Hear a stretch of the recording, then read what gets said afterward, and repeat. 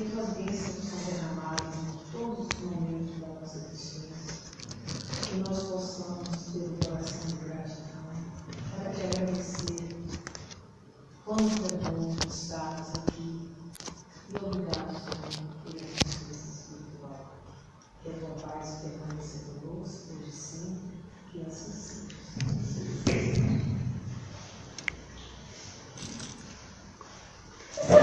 Então hoje ainda continuamos com esse assunto sobre o atendimento aos espíritos que sofrem. Ainda temos alguns slides para aprofundar realmente a questão.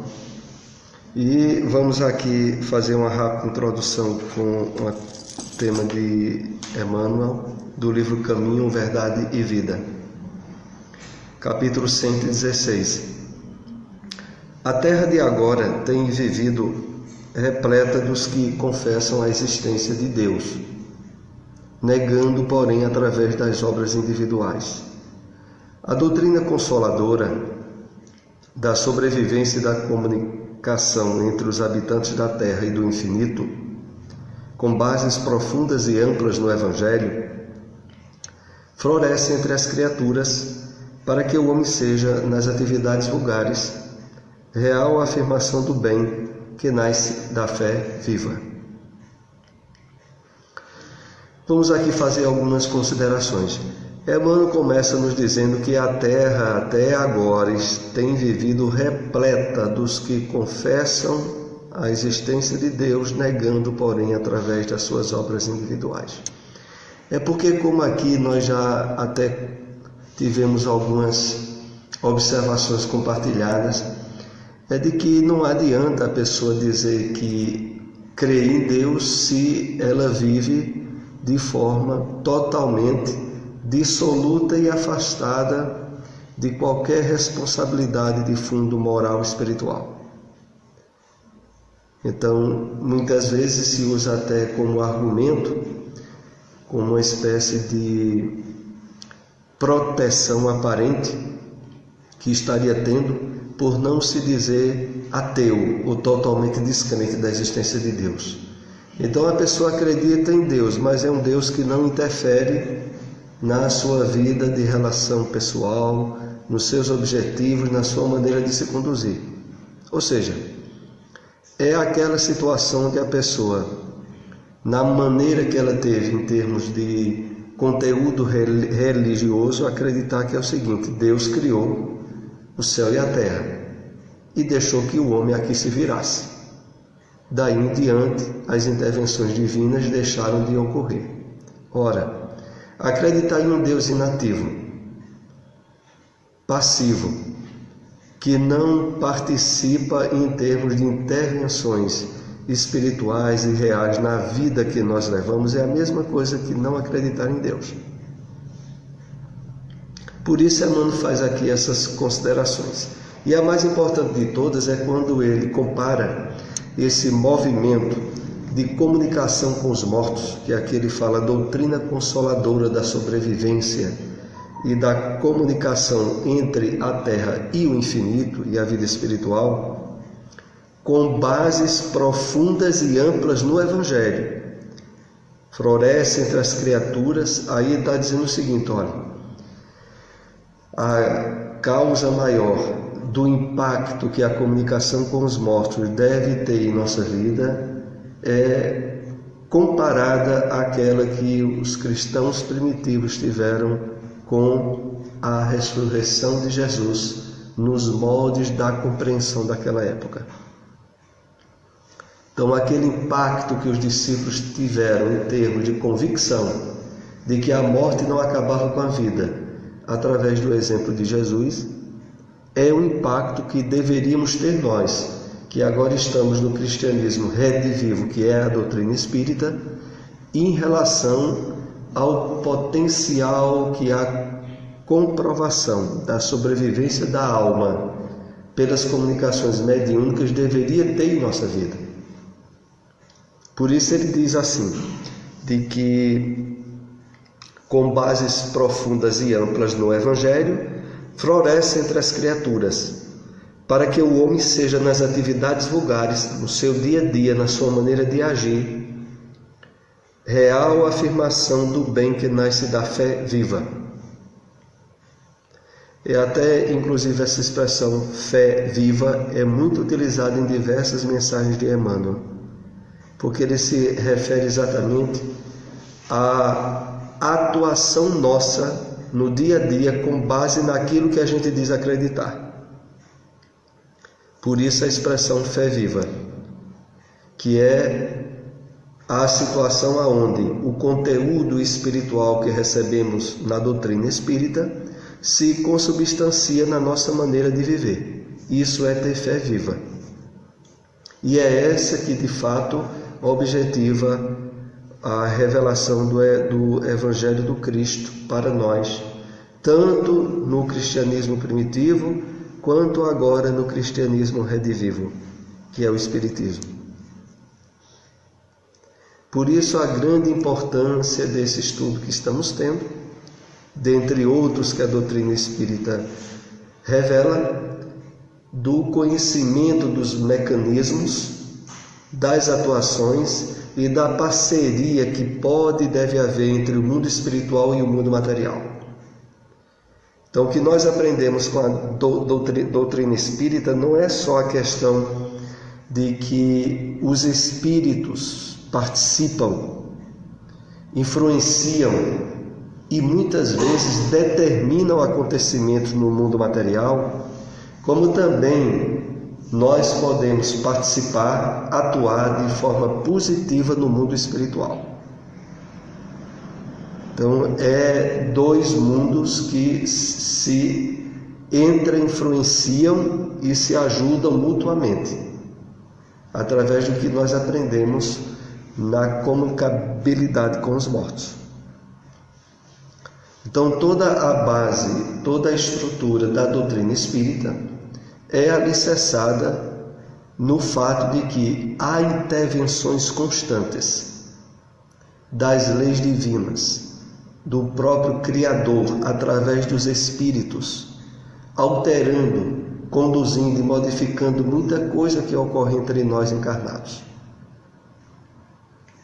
Vamos agora entrar no nosso assunto, atendimento aos espíritos que sofrem, e vamos aqui ao primeiro slide para compartilharmos.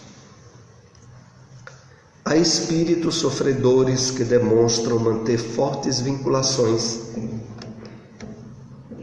às sensações do plano físico, à vida que tiveram, às pessoas que amaram, às doenças que padeciam, etc.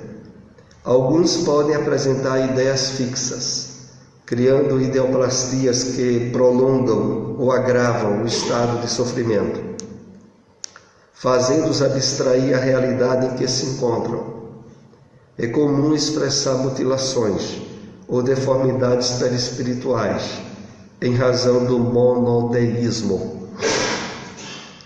Vamos analisar isso aqui nos ângulos possíveis que a doutrina nos oferece. Vejam, chega da impressão que é um mundo espiritual cheio de espíritos doentes, infelizes, sofredores, que levam para lá, todo o seu campo de sofrimentos que já tinham aqui durante a encarnação. E realmente é assim que se apresenta, e não deveria nos causar surpresas, porque aqui entre nós encarnados, a grande massa da humanidade não só padecem de doenças, de mutilações, de deformidades na área física, propriamente. A grande quantidade de hospitais e de profissionais ligados à área das doenças orgânicas é grande e aumenta, certo? Mas o problema ainda não é esse. A questão maior é a grande parte da humanidade que tem doenças na área emocional, psíquica, espiritual. E realmente, quando a gente analisa por esse ângulo, é uma grande humanidade de infelizes. Porque, vejam, Existe muita gente que não está apresentando nenhuma doença no campo físico, mas é um mutilado emocional. Vive conflitos existenciais grandes. É, em termos reais, um doente e ainda não tem doença nenhuma no campo físico. E aí depois tem a grande massa também de pessoas que têm doenças estabelecidas no campo espiritual, por influenciações perniciosas e doentias de intercâmbio com os espíritos sofredores. Então, essa grande quantidade de espíritos encarnados com essas problemáticas, e pelo fato de não ter sabido trabalhar com elas, adentram-se no mundo espiritual, levando as problemáticas junto com eles. Haja gente doente, encarnada e desencarnada. É claro que, desde quando Cristo nos apresentou o Evangelho como roteiro real e definitivo para a felicidade possível que poderíamos ter na Terra, nós temos fugido da felicidade como é apresentada para nós em termos evangélicos, alicerçada no Evangelho do Cristo. Nós, ao longo de diversos séculos e milênios, temos insistidamente procurado e acreditado na felicidade do jogo da ilusão da matéria. Haja sofrimento, quando encarna e quando desencarna. É claro que dentro desse grande campo floresce, como está acontecendo aqui entre nós, dentro da revelação do cristianismo redivivo, todas as possibilidades para que a gente pare de gostar tanto de sofrer. Porque grande parte da humanidade, isso a gente tem que dizer, dizendo a gente mesmo, sofre porque gosta mesmo. Há um certo pagamento a nível psíquico, emocional, deformado e distorcido de sofrer. Então a pessoa muitas vezes, claro, quando conhece o Espiritismo e leva a sério, sabe que o Espiritismo coloca em dois alicerces únicos toda a felicidade que a gente pode ter na Terra. E quais são? A posse do indispensável e uma consciência de dever cumprido. A maioria de nós aqui pode dizer que tem isso. Então a maioria de nós aqui pode dizer que era para estar pulando de alegria, porque perante a espiritualidade elevada essencialmente só precisa disso. O resto é mentira, ilusão, engano da matéria e da sociedade materialista em que a gente vive. Porque todo o resto é acréscimo. Essencialmente a gente só precisa ter consciência em paz de dever cumprido e a posse do indispensável. Então, vejamos bem, por que é que chegamos a colocar esses pontos? É porque essa grande massa de pessoas encarnadas infelizes, devido à sua maneira deturpada de procurar a felicidade, adentra-se no mundo espiritual levando sua infelicidade junto. E aí vamos para os tratamentos nas reuniões mediúnicas espíritas. A pessoa não fez o tratamento através ou durante as oportunidades da encarnação. O pior de tudo é quando nas reuniões se apresentam os espíritas mal desencarnados, que adentraram-se ao mundo espiritual dentro desse grande campo de espíritos que não souberam encontrar o caminho que Jesus apontou para a construção da felicidade real. E aí vão também ser doutrinados na reunião espírita. Vejam que paradoxo, que coisa conflitiva, que é contra, em termos gerais, ao que se poderia esperar do mundo espiritual. Mas aqui tem uma autenticidade muito grande que a gente não pode deixar de esquecer e de fazer referência. É de que só se compara a honestidade e a realidade do mundo espiritual que é apresentado nas reuniões mediúnicas, só se compara com as revelações que os profetas deixaram consignados, principalmente no Antigo Testamento. Quem já leu a Bíblia tem ideia do que eu estou falando. É porque o Antigo Testamento ele é muito legítimo em ter mostrado todas as vezes que o povo de Israel se distanciou das leis de Deus e com isso colheu sofrimento, escravidão e morte. Isso acontece várias vezes na história do povo de Israel no Antigo Testamento.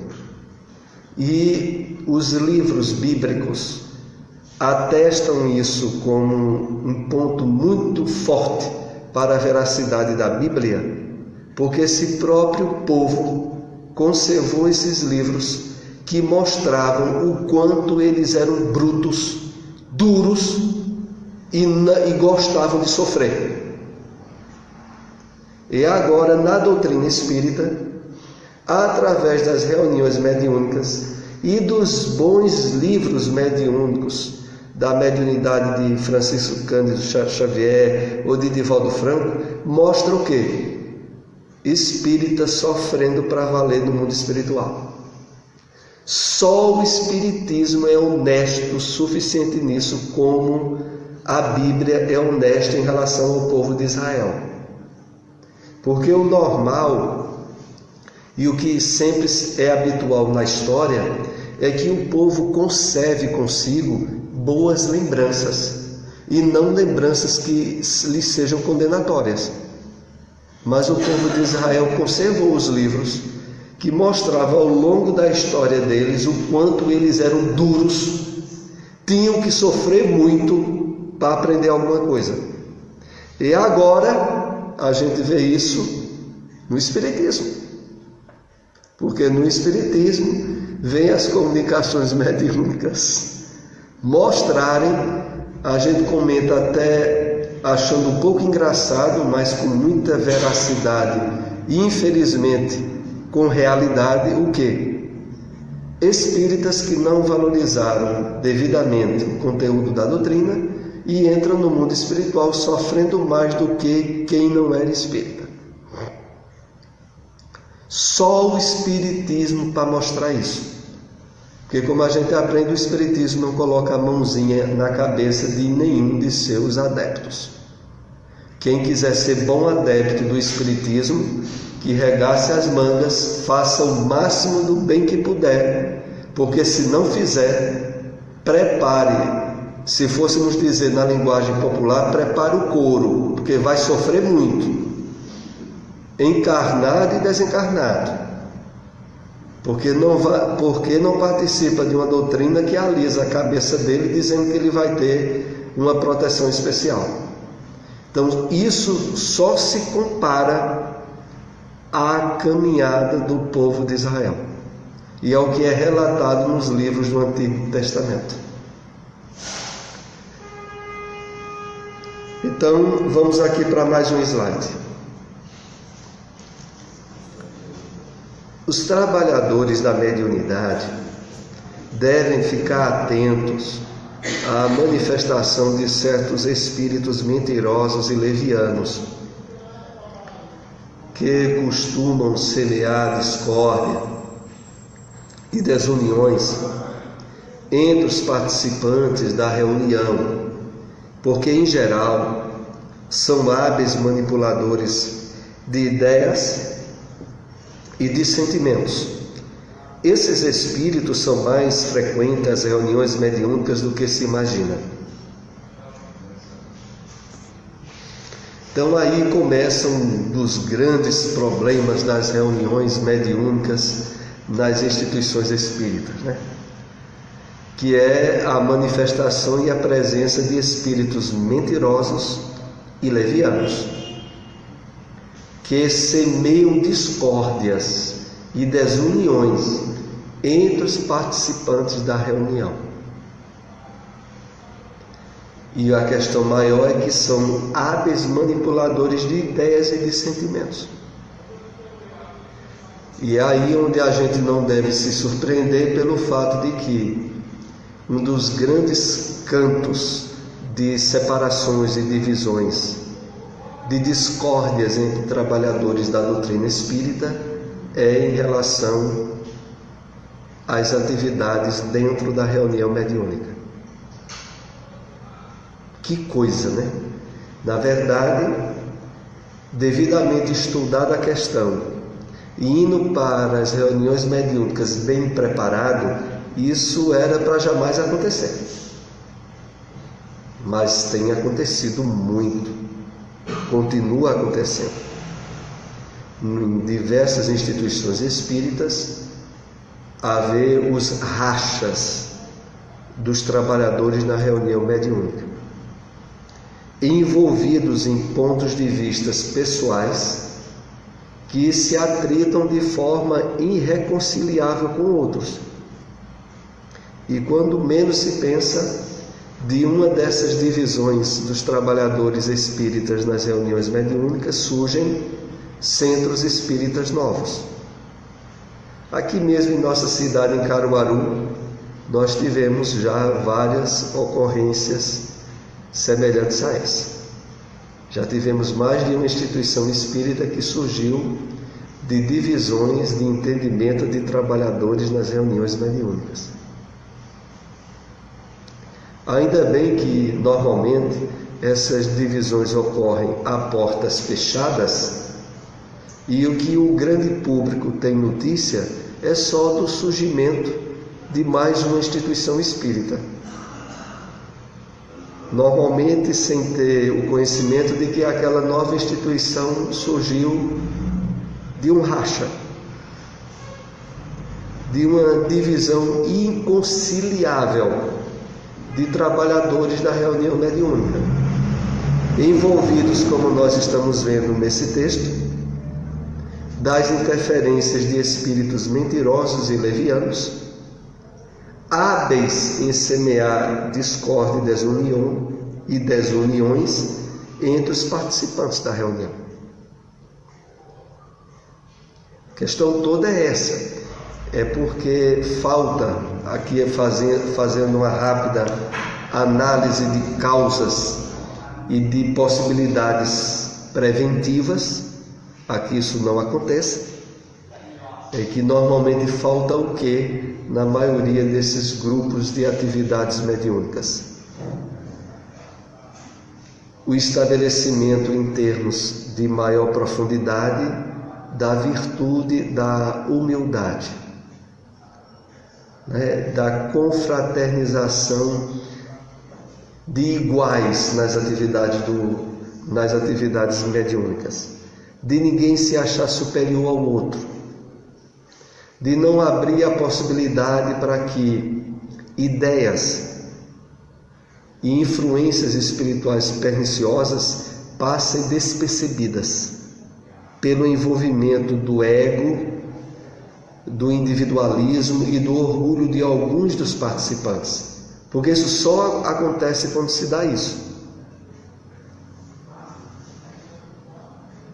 A pessoa começa trabalhando como médium na reunião. Surge então entre 3 ou 4 médiuns da reunião um que é alvo mais separado de comunicações espirituais do guia da reunião. Se essas comunicações não forem bem analisadas, quando menos se pensar, aquele que é alvo predileto daquelas mensagens começará a achar que é espiritualmente superior aos outros. Por isso é que é ele o preferido nas mensagens. E a partir daí começa a surgirem certo nível de disputa, de inveja, e as possibilidades paulatinamente da discórdia vão sendo semeadas. porque isso é muito sutil. É preciso a pessoa, todos que envolvem-se no trabalho de intercâmbio espiritual na reunião mediúnica, terem compartilhado, se esforçado no campo da vivência do que aprendeu no Evangelho. É por isso que é muito salutar que as pessoas que participam de reuniões mediúnicas também tenham alguma atividade assistencial, alguma atividade onde elas participem, se envolvam na vivência do bem que aprenderam no Evangelho, como mecanismo preventivo ao orgulho ou à vaidade. Porque senão, nessa área serão fatalmente atingidas.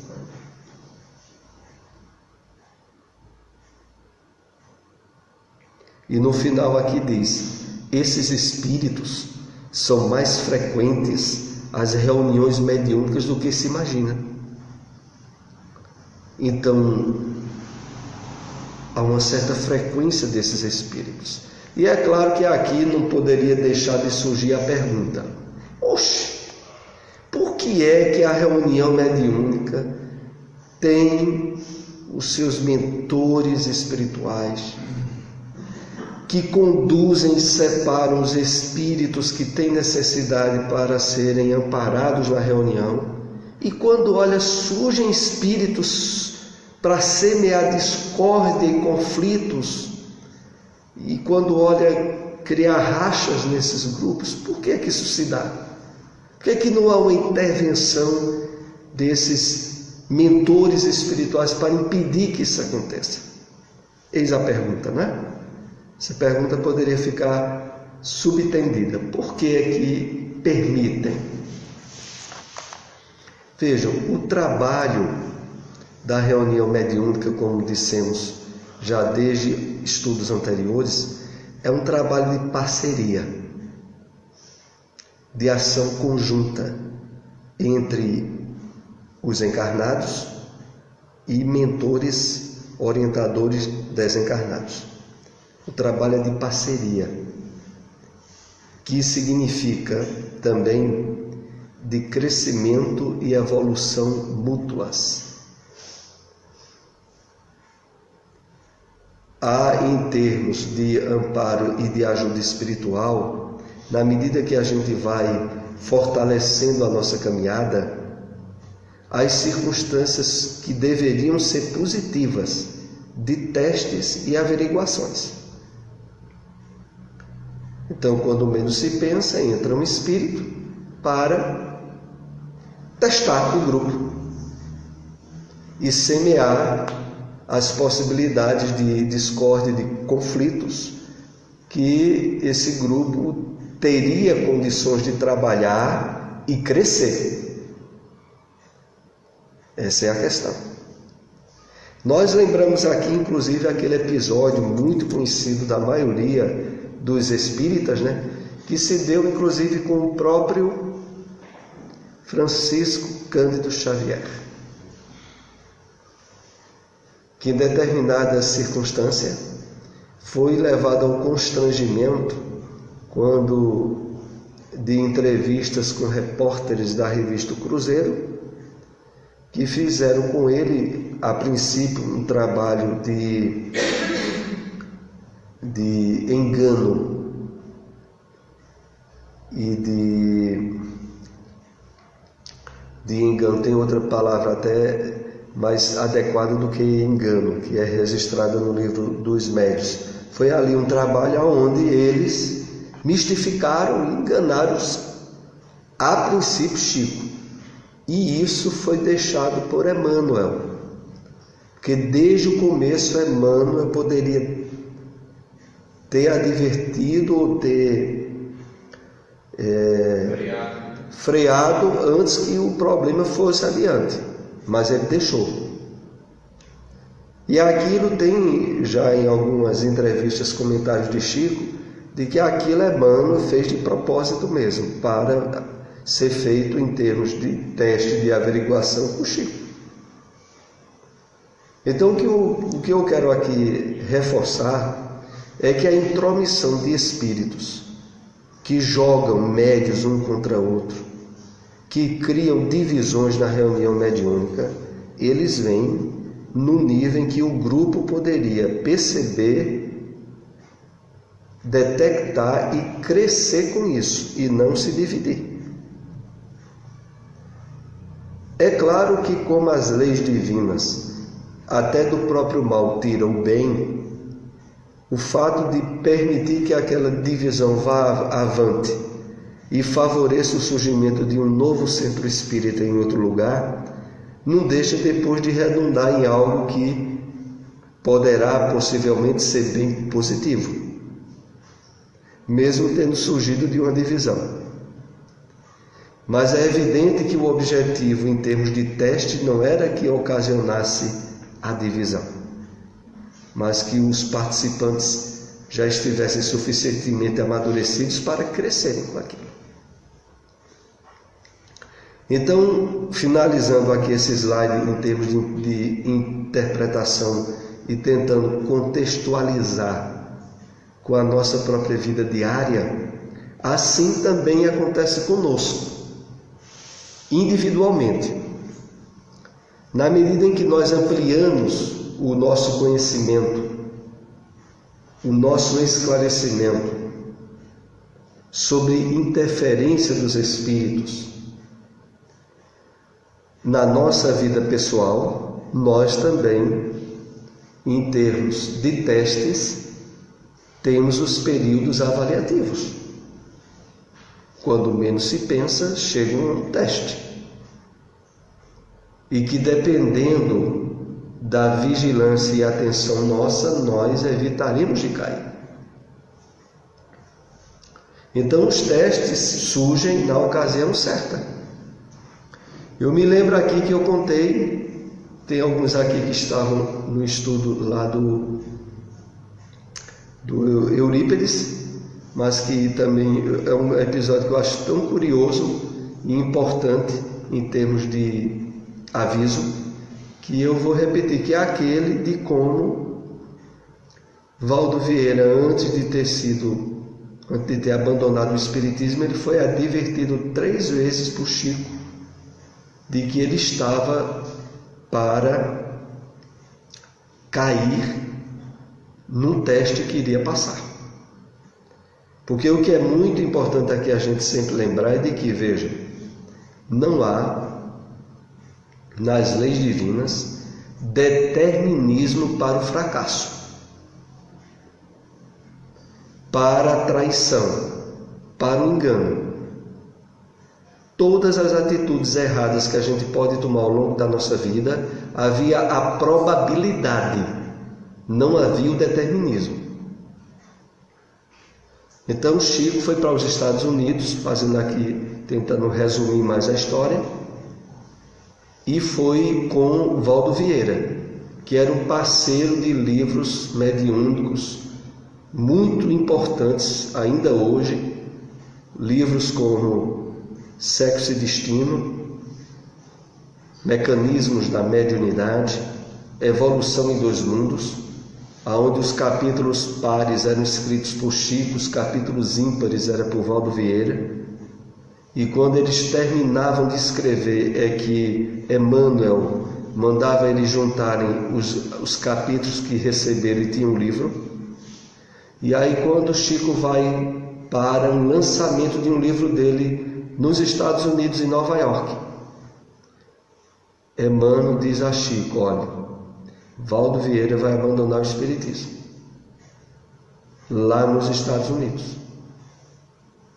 E Chico, como era muito amigo da família de Valdo Vieira, foi dizer à mãe de Valdo, porque a família de Valdo Vieira era uma família toda espírita.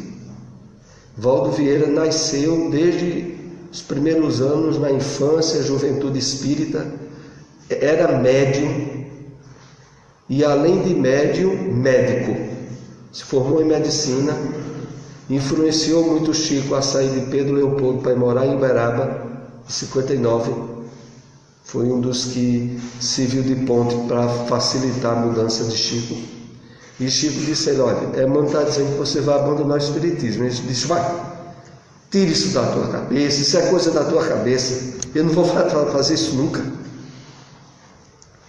E aí Chico disse a ele antes de irem para a viagem, e depois disse outra vez contando detalhes.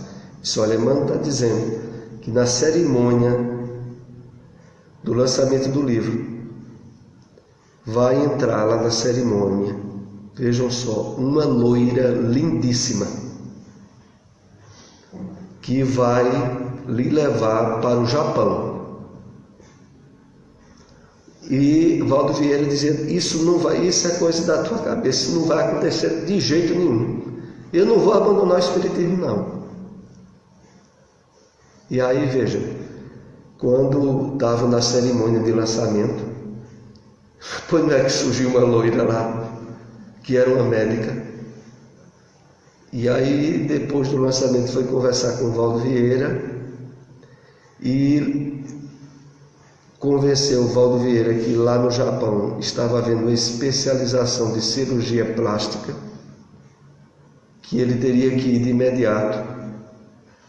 E aí Valdo Vieira chegou lá no hotel onde Chico estava hospedado, pagou 1 mês de diária, garantiu a Chico que voltaria antes de completar o mês e foi-se embora para o Japão com a mulher. E aí Geraldo Lemos conta essa história em uma palestra que eu vi aí no YouTube, que ele deixou no hotel as diárias pagas para uma refeição. E Chico tinha que escolher entre tomar café ou almoçar ou jantar. E como na época Chico era bem gordinho, ele passou uma fome que e quando foi chegando o mês, cadê Valdo Vieira não voltava? E aí disse, para encerrar essa história, que Chico recebeu até uma advertência do dono do hotel, disse, olha, as diárias estão acabando. Acabam hoje. Se não for feito um depósito, como é que você vai poder ficar no hotel? Você veja como o Chico passou por testes, né? E aí disse que Chico saiu lá do hotel, dizendo, meu Deus, se é para pedir esmola, eu não queria pedir não, mas se é para pedir eu peço. Porque ele já estava se sentindo passando fome. E aí ele foi andando lá e quando olhou, parou do lado dele um carro de luxo branco. Esqueci até a marca do carro, uma limousine branca, né? E desceu uma senhora com aparência de muito luxo, cheio de joias, e Chico falava poucas palavras em inglês, mas conseguia ainda se comunicar. A mulher disse, olha, faz 10 anos ou 20 anos que eu peço uma promessa para o meu santo, disse o nome do santo dela. Essa mulher era da Irlanda, ela tinha um santo lá de devoção dela, e quando foi hoje, eu consegui a realização de 3 promessas, em vez de uma, logo 3. E eu havia me comprometido de que o primeiro esmoléu que eu encontrasse pela rua, eu ia fazer uma caridade que ele precisasse. E Chico disse que era ele, o esmoléu. O esmoléu era ele. E a mulher foi lá no hotel, pagou 6 meses de diária com 3 refeições para Chico. Mas Chico disse que não esperou mais o Valdo Vieira não. Depois que ficou uns dias no hotel, falou com o dono do hotel para converter as diárias em ligações de telefone para pedir para alguém de São Paulo vir buscar ele. E Valdo Vieira abandonou o espiritismo nessa ocasião. Desse jeito. Então veja como a questão da influência espiritual e dos testes, né? Que ali ele estava numa situação de teste. E vejam, entre outros vídeos que eu vi de Valdo Vieira sabia e reconhecia que já tinha sido, veja, filho de Chico em outra encarnação. que já tinham um passado muito ligado com Chico em outras vidas. E de que, para Valdo Vieira, Chico, aqui na Terra, depois de Jesus, foi o homem que mais vivenciou a característica da vivência do amor, que ele dá até um nome específico que eu esqueço aqui. Foi o que alcançou o nível mais elevado do que qualquer outro, na visão de Valdo Vieira. Isso depois de Valdo Vieira já ter abandonado há muito tempo o Espiritismo. Mas é isso, né? Vamos aqui para mais um slide. Comentar esse último agora nessa noite. Allan Kardec comenta a respeito.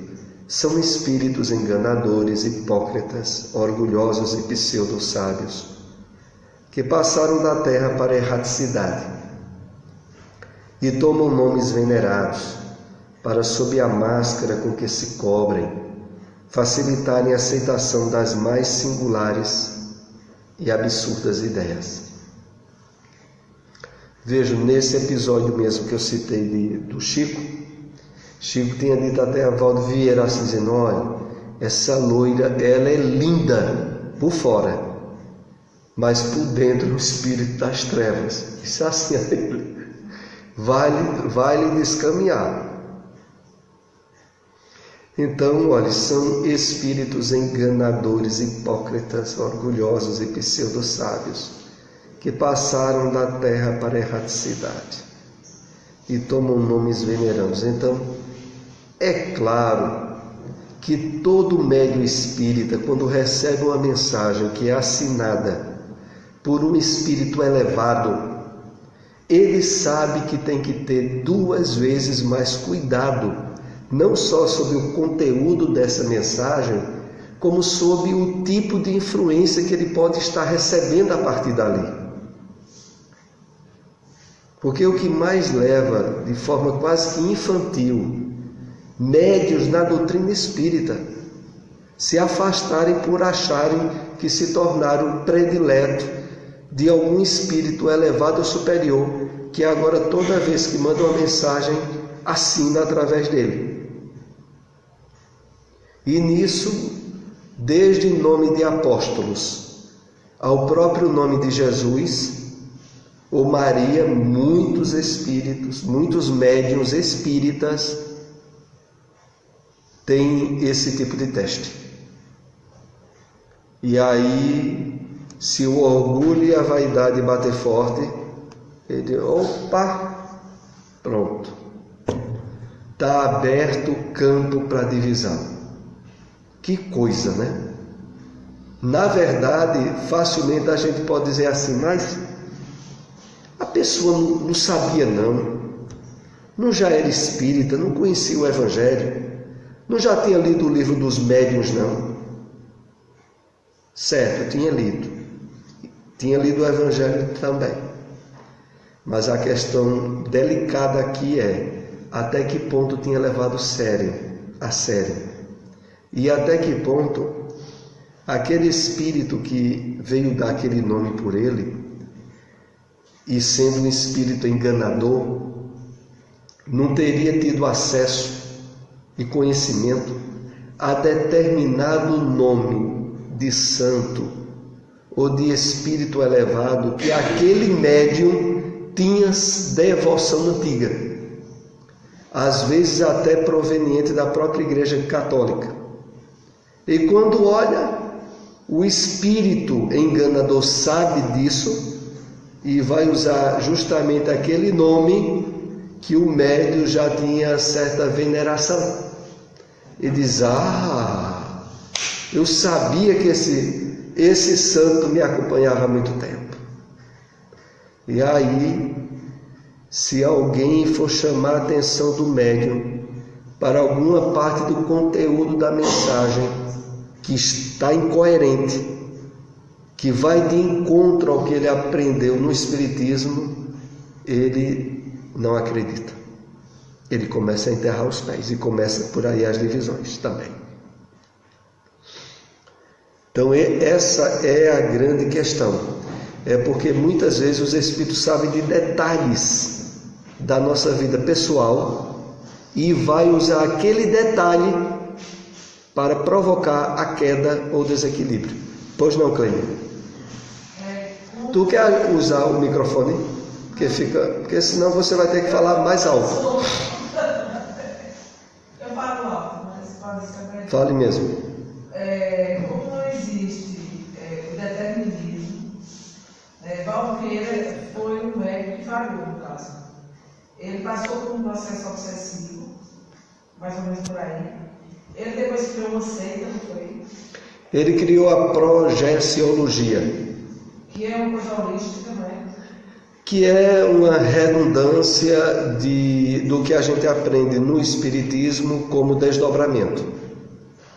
Ele criou toda uma doutrina em cima do que se poderia fazer ou intervir nos desdobramentos quando a gente está dormindo. A projeciologia. Essa eu vi uma entrevista, eu não sei da biografia dele, não. Mas ele se apresentou assim de branco, parece que ele só branco. Entre outras coisas que tem, basta dizer uma. Tem certos vídeos com ele onde ele, comentando Jesus, coloca Jesus como um espírito inferior a ele. Bom, aí a gente para por aí de assistir os vídeos, né? Vai procurar ver outra coisa, porque daí em diante a coisa se distanciou demais, né? Porque é isso que ocorre com ele, com os vídeos de Valdo Vieira. Ele estava no Hospital dos Espíritos, psiquiatra no plano espiritual. Já desencarnou? Não. Ele me parece que desencarnou há 1 a 2 anos atrás. Eu ainda vou averiguar essa informação na internet. Tem 6 anos. Há poucos. Alguém sabe? Não, tem uns 6 anos que eu estava onde foi que tinha um curso de alguma coisa eu estava fazendo e ele estava numa outra sala fazendo também esse negócio sobre isso aí. Aí eu até não vi pessoalmente, assim, mas eu falava, aí eu olhei, ele justamente de branco, uma barba muito grande e o cabelo já pegadinho assim para trás. É porque basta se ter uma ideia, veja, Chico, em relação a Valdo Vieira, deveria ter uma diferença de idade no máximo 15 anos. Chico faleceu com 91 anos, né? 92 anos em 2002. 2015, 2 de julho de 2015. 2015, não foi? Então eu estava certo, ó, julho de 2015, então eu estava certo. Eu disse, eu acho que ele desencarnou faz 1 ano ou 2. Não foi isso mesmo. Ele viveu bastante tempo em termos de encarnação. Então, e possivelmente ele já estava ou por 100 anos ou próximo de 100 anos. Você vê que tinha condição de passar, sem ficar.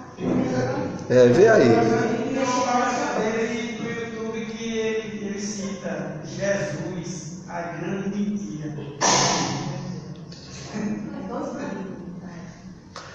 Entre outras coisas assim, entre outras coisas que a gente tem que colocar de forma positiva, para encerrar os comentários de hoje, o que a gente pode colocar de forma muito positiva é a simetria perfeita que havia na mediunidade dele e de Chico. Porque se você pegar um desses livros, Evolução em 2 Mundos, Sexo e Destino, nos domínios, mecanismos da mediunidade, você não sabe aonde é o escrito de Valdo Vieira ou de Chico. Porque a forma de escrever é parecidíssima demais. Qualquer um desses livros.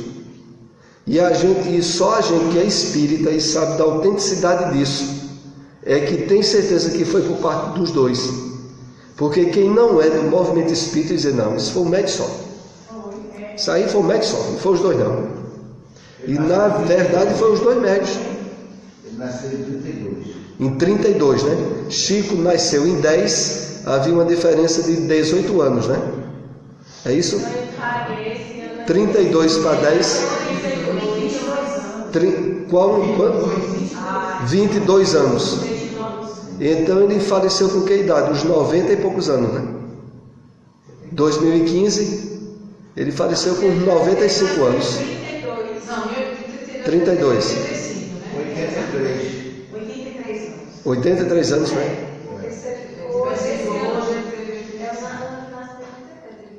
Aí, 86. Ele faleceu com 83 anos. Quer dizer, ele nasceu em 32. Ele nasceu em 32.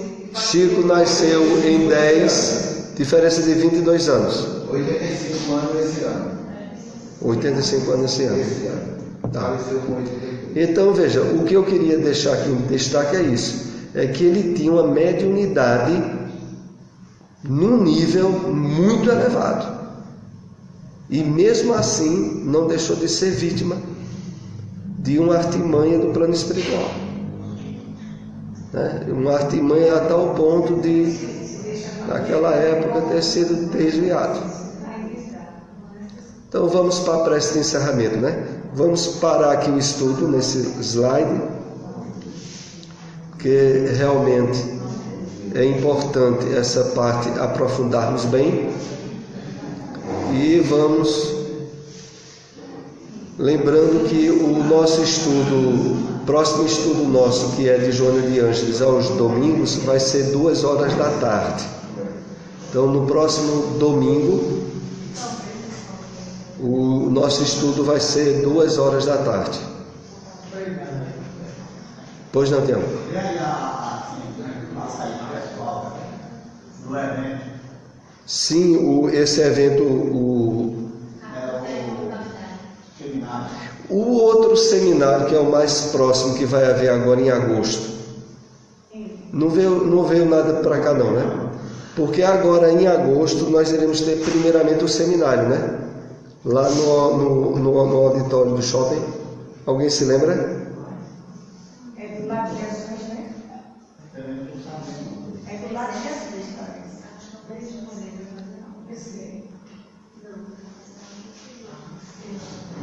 Pediram para que eu olhasse aqui e avisasse isso aqui a vocês agora, é rápido.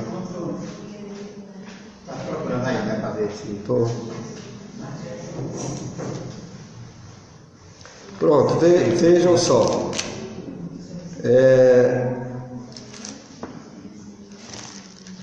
No próximo dia 27 de agosto, esse outro depois a gente anuncia, Tião. Eu deixei aqui. Eu já entreguei a todos. Ó, tinha 5, era? Tem mais 5 aí. Tem mais 5 lá? Certo. Pronto. Então veja, no próximo dia 27 de agosto é o 8º encontro espírita de Caruaru, no auditório do shopping. Vai ter a presença de Hermeson Rossini, Alisson Guedes, José Otávio, que vem de Campina Grande, e Dr. Bruno José Danda. Então, a temática geral desse encontro, tem aqui a programação. Hermeson tratará de psicografia. O que é isso? Alisson vai ser sobre justiça da reencarnação. José Otávio, semelhanças físicas e morais. E o Dr. Bruno vai ser sobre transição entre o mundo corpóreo e o espiritual. Então, o evento começa às 8h30, vai ser o dia todo, domingo, dia 27. Ingressos R$30 à venda no Lar de Jesus ou no próprio evento. Então vamos para a prece de encerramento do nosso estudo de hoje.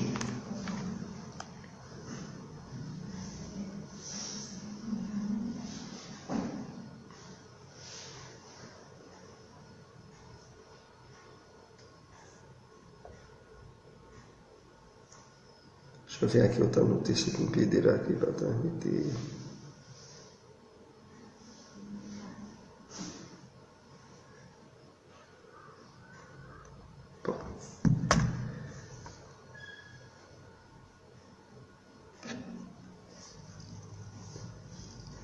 Então vamos levando outra vez o nosso pensamento ao alto, acompanhar aí a prece de encerramento que eu peço ao nosso irmão Sebastião para proferir.